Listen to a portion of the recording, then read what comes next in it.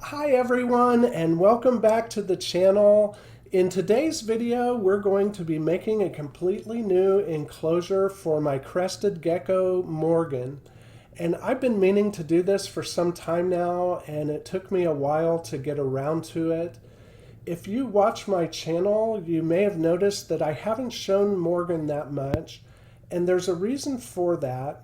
No matter how much research, studying, note taking, and planning you do, experience is still always the best teacher.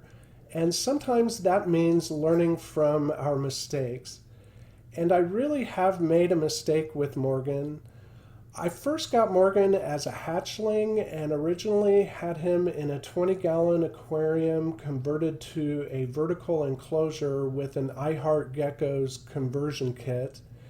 And at that time, I was making some good progress towards taming Morgan down and socializing him.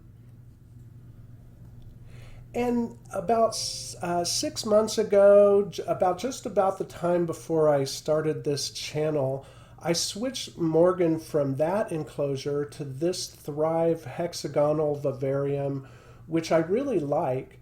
But the problem is with the way I set this enclosure up. It's actually set up to be ideal for Morgan, but not ideal for me. And with the hexagon shape of this enclosure and the plants set up so they come straight up from the center, there's so much space for Morgan to go back to places in the enclosure that I can't get to. And over this time, he's become accustomed to staying hidden and just goes to a spot that I can't reach when I go to take him out of the enclosure. And now he's become so skittish and timid that I can hardly handle him or get him out of the enclosure without him completely freaking out. And on top of that, there's at least half of this hexagon that I can't even get to clean the water deposits off the glass. Now, Morgan is perfectly healthy and everything about this setup is fine as far as his husbandry grows. But I think losing that socialization creates a certain amount of stress for Morgan.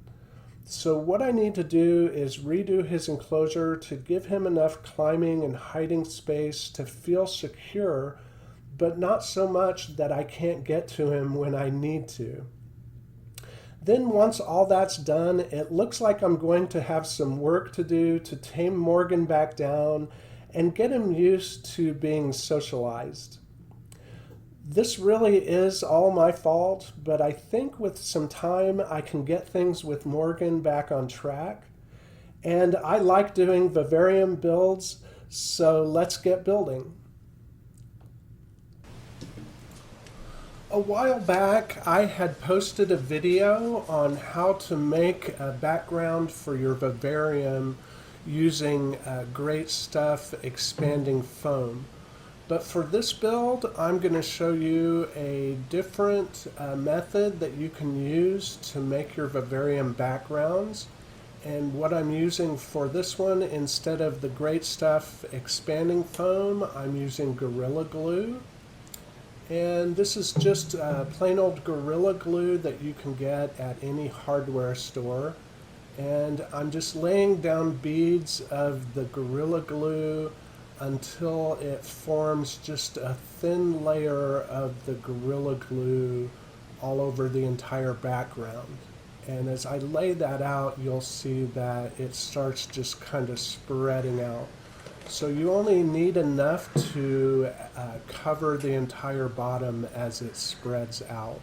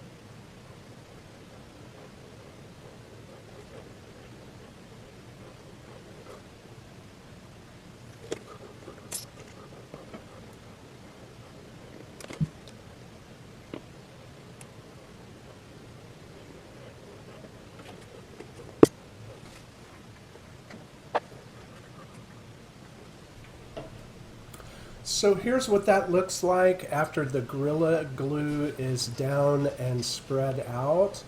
And what I'm going to do now is just place two plastic pots for the plants.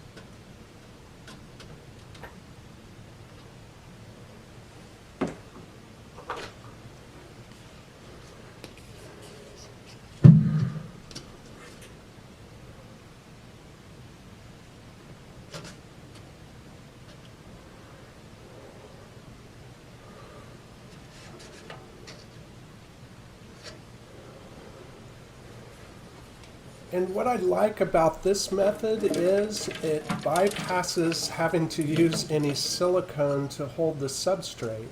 So what I'm doing now is just putting down a thick layer of substrate on top of the Gorilla Glue. And for this I'm just using my regular ABG mix. And I had posted a video on how I make my ABG mix. So I'll put a link to that in the corner. And what the Gorilla Glue does, it's a lot like the Great Stuff expanding foam because it does expand. And so once I get the substrate on top of the Gorilla Glue, I just press it in. And you'll feel the Gorilla Glue expanding. So as you press it in, you're kind of flattening down that Gorilla Glue as it expands.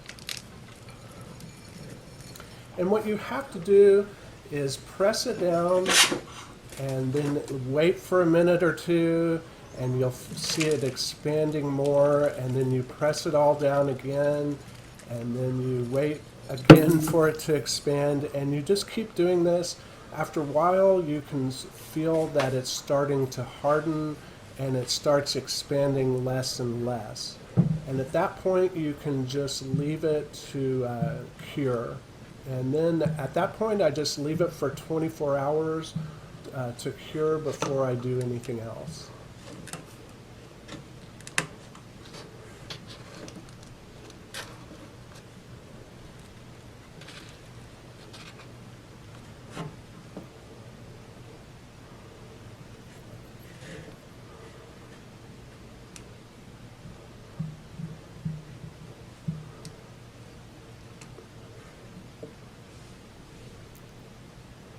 And if you look closely, you might notice that there's a few isopods and springtails running around in here. And since I use compost from my garden, I actually found a few grubs in this compost. I think they are Japanese beetle grubs. So as I found those, I threw those away. But I keep all of my substrate in a big plastic tub. And sometimes if I redo an enclosure and I don't throw away the old substrate, I just put it in that bin with the new substrate. And that way the isopods and springtails continue to breed in there. And whenever I go get substrate for a new vivarium, it's already got a certain amount of bioactivity started in it.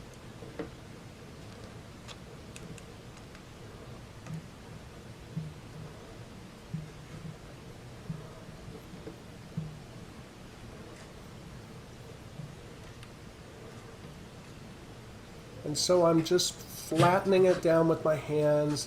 I can hear sounds as the Gorilla Glue is expanding and flattening back down. And this whole process might take, I don't know, 15 or 20 minutes. But at some point, it will stop expanding.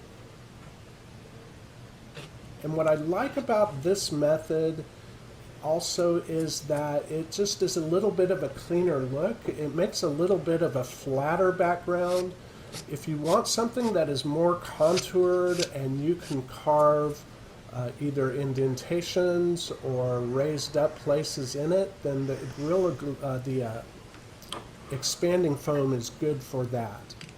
So what this Gorilla Glue method does is make a background that is more a big flat surface. And I've come to like this method because it really does make it have a clean look.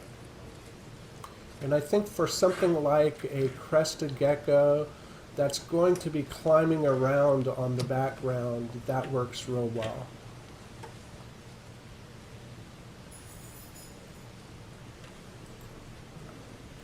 For pressing the substrate into the Gorilla Glue, you might want to wear a pair of gloves. I could feel the Gorilla Glue starting to stick to my hand, so I switched to a pair of gloves.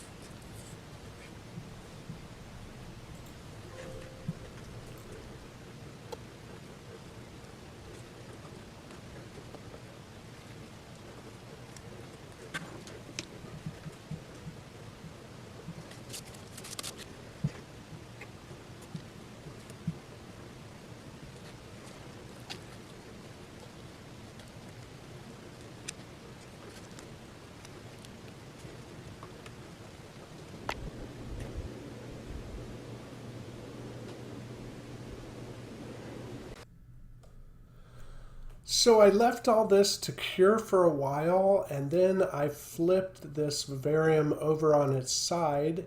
And because I hate dealing with the suction cups on the feeding ledges, I decided I'm going to use the Gorilla Glue to attach this mushroom feeding ledge to the side of the vivarium.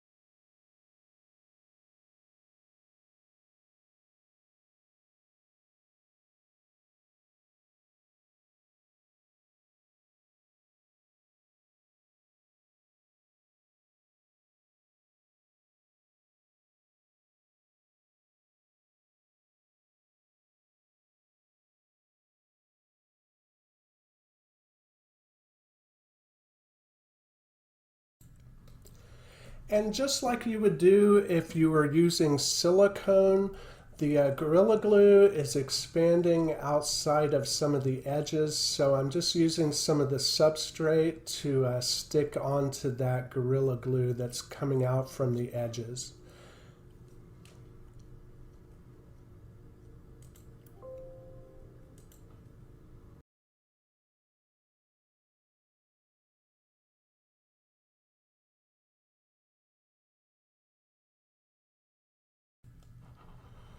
And here you can see a closer view of some of those isopods and springtails I was talking about earlier.